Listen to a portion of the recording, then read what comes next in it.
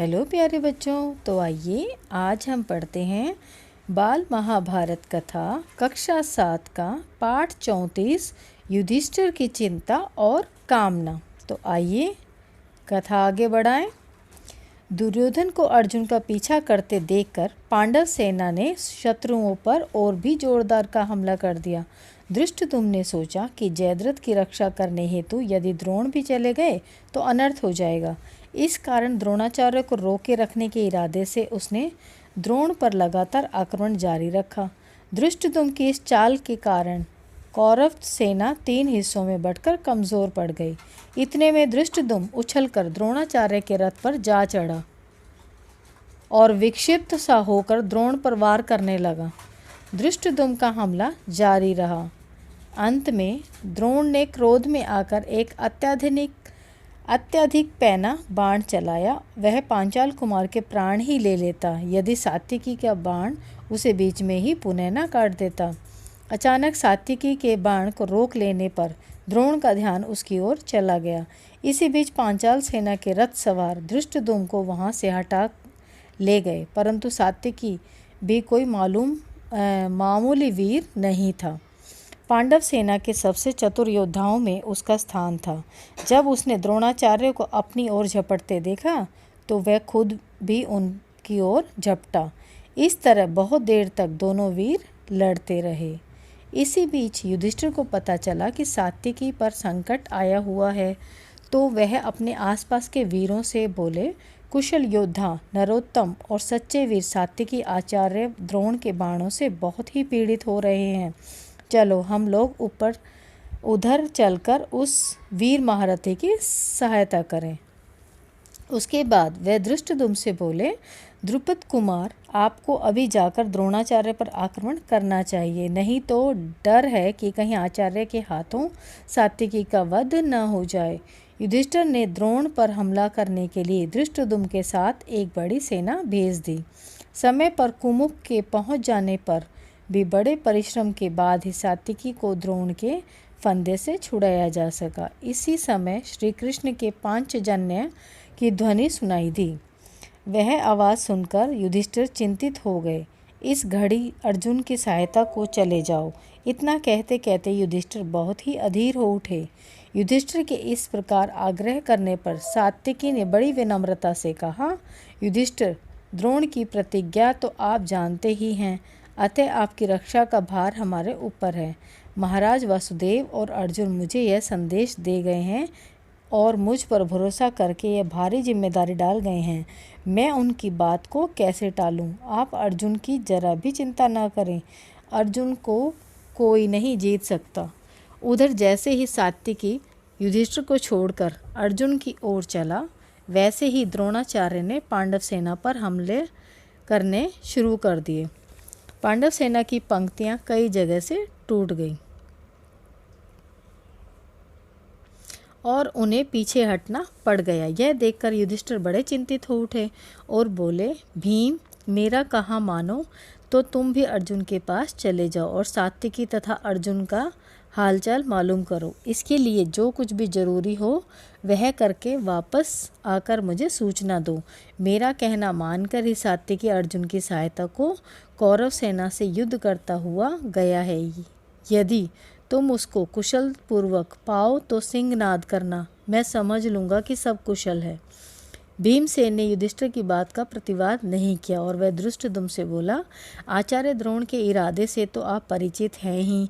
किसी न किसी तरह भ्राता युधिष्ठिर को जीवित पकड़ने का उनका प्रण है।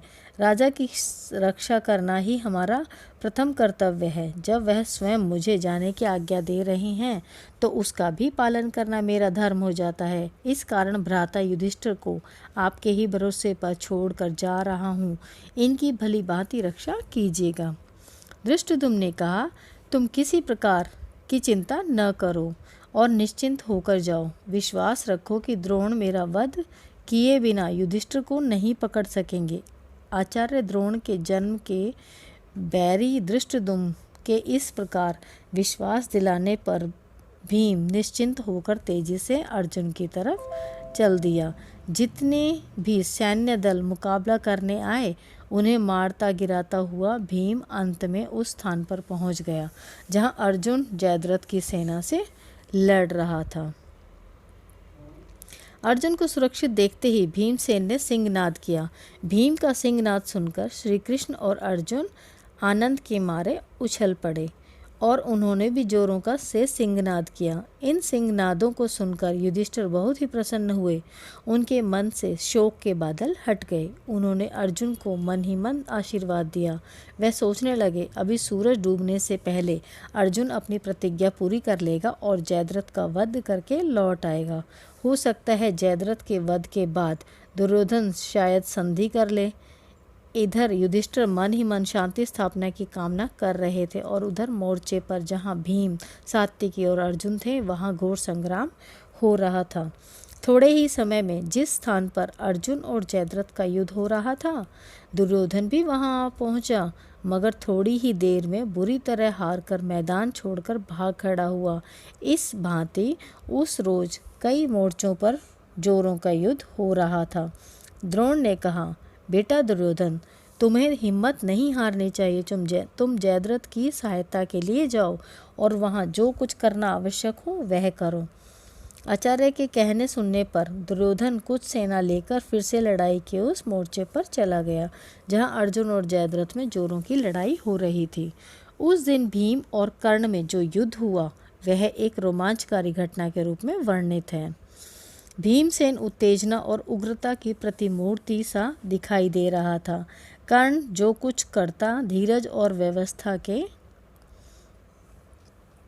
साथ शांत भाव से करता, किंतु भीम को तो थोड़ा सा भी अपमान असह्य हो जाता था। दोनों ही बड़े वीर थे।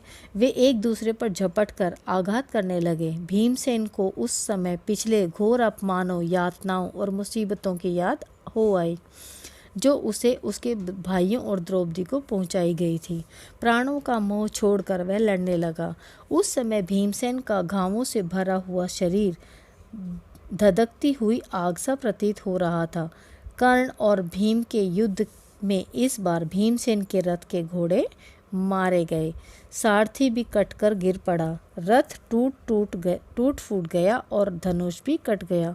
भीम ने ढाल तलवार ले ली और जान झोंक कर लड़ने लगा। पलक झपकते ही कर्ण ने उसकी ढाल के भी टुकड़े टुकड़े कर दिए। जब ढाल भी न रही तो कर्ण ने भीम को खूब परेशान किया। इससे भीम बहुत ही पीड़ित हुआ। उसे असीम क्रोध आया। वह उछलकर कर्ण के रथ पर जा कूदा। कर्ण ने रथ के ध्वज स्तंभ की आड़ लेकर भीमसेन की झपट से अपने आप को बचा लिया। भीम नीचे जमीन पर कूद पड़ा और विलक्षण युद्ध करने लगा। मैदान में जो रथ के पहिए, घोड़े, हाथी आदि पड़े हुए थे उन्हीं को उठा उठा कर वह कर्ण पर फेंकता गया, जिससे उसे क्षण भर भी आराम न मिल पाया। उस समय कर्ण चाहता तो वह भीम को आसानी से मार सकता था, पर निहत्थे भीम को उसने मारना नहीं चाहा। माता कुंती को दिया हुआ वचन भी उसे याद था कि वह अर्जुन के अतिरिक्त और किसी को युद्ध में न मारेगा।